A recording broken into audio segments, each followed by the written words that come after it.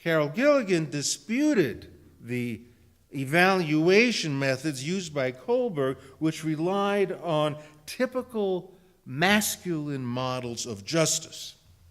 Men and women, boys and girls, have a totally different understanding of what justice entails. For males, the focus of justice meant ensuring individual rights.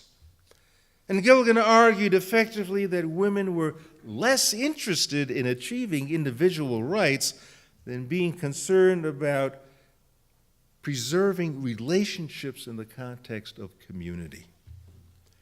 Individual rights, Gilligan pointed out, was a manifestation of self-protection, self-assertion, self-expansion. Women didn't go there when assessing good, ethical behavior. The linchpin for women was how best to relate to others. So was Gilligan a philosopher? Well, she was never acknowledged as one. She taught at Harvard School of Education until 2002 and is currently teaching in the School of Education at NYU. And yet, she offered a major philosophical distinction between genders by demonstrating that a complexity of relationships was more accurately descriptive of reality than self-assertion, thereby placing a responsibility to others on a higher moral plane than simply protecting individual rights.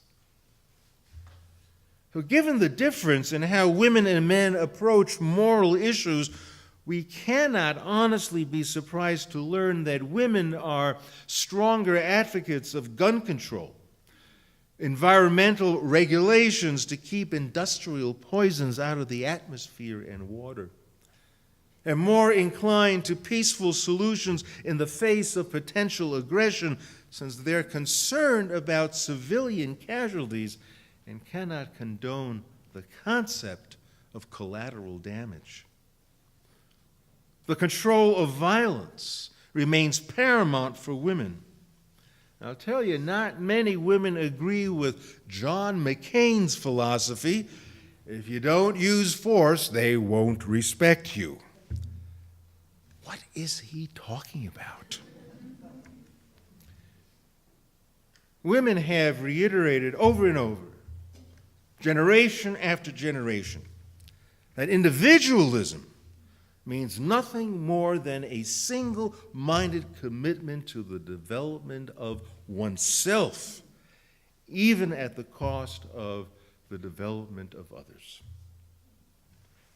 Over the years, the feminist influence upon society has had an enormous impact, from a wider commitment to diversity, a deep concern for equity in human relations.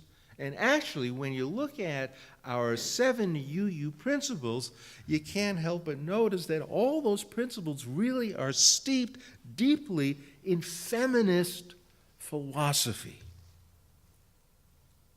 The female experience of life, reality, truth, meaning, are finally being recognized as a deeper and richer understanding of what it means to be human.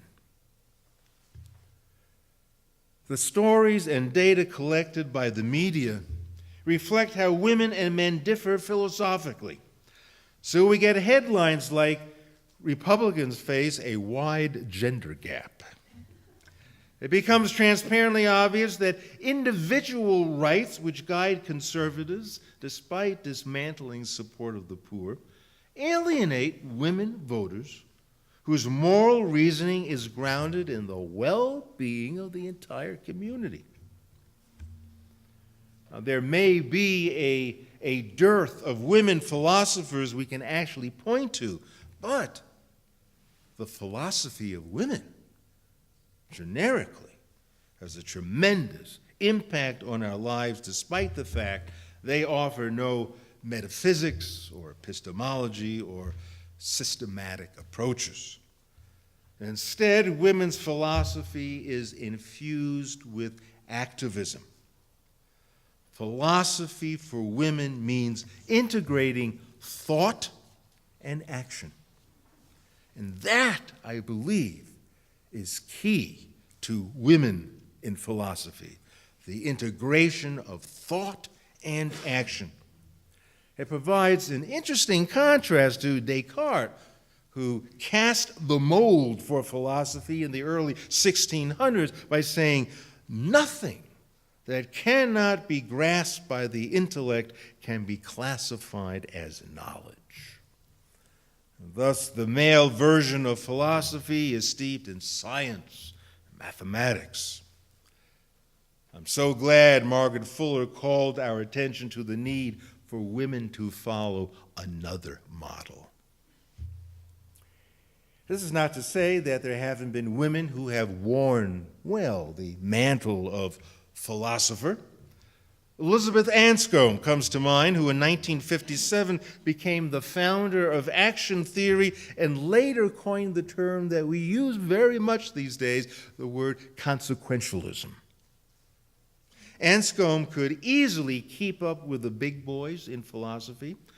And I love the story about when she debated C.S. Lewis in Oxford, disputing his thesis on miracles. It proved so humiliating to C.S. Lewis that he not only rewrote the book, but he abandoned theology altogether and turned to children's literature. Anscombe once famously said to A.J. Ayer, father of logical positivism, she said, "If you didn't talk so quickly, people wouldn't think you were so clever." But she took it. She could dish it out, and she took it. His rejoinder was, if you didn't talk so slowly, people wouldn't think you were so profound. I believe that the quandary for women as philosophers, that is the quandary in terms of being not honored or failing to be recognized for their profound ideas, but instead noticed as activists for gender equality. I think this is all best personified in Simone de Beauvoir. In 1948, she wrote a book that probably nobody ever heard of called The Ethics of Ambiguity, which offered a brilliant Marxist analysis about how we, all people, are treated as objects. Her contention was that while we do have this freedom of self-awareness, and we're certainly conscious of ourselves as being, we are also, especially in the labor force, considered a thing. She called it a facticity. And thus we are floating somewhere between being a subject and an object, with the ideas of freedom never fully integrated into who we are. Brilliant, profound, it really didn't go anywhere. But the next year, 1949, she wrote The Second Sex, a book that probably just about all of us here know, whereby she ultimately made her mark. The Second Sex was the trigger, I believe, that launched the modern feminist movement. Her thesis was clear and concise. Women were held back by the perception that they are a deviation from the male norm. Women were held back by the perception that they are a deviation from the male norm. And until that assumption is broken, feminism will never succeed. Isn't that a tremendous contribution to the world of philosophy? Gender equality, gender politics, gender justice must all rely upon a philosophical assumption about how reality is perceived and experienced. Women and philosophy, they offer a different model, to be sure. But women's philosophy is so alive it crackles with the fervor of achieving an egalitarian community, this inclusive community. Inherent in women's philosophy, we taste the ashes of discrimination.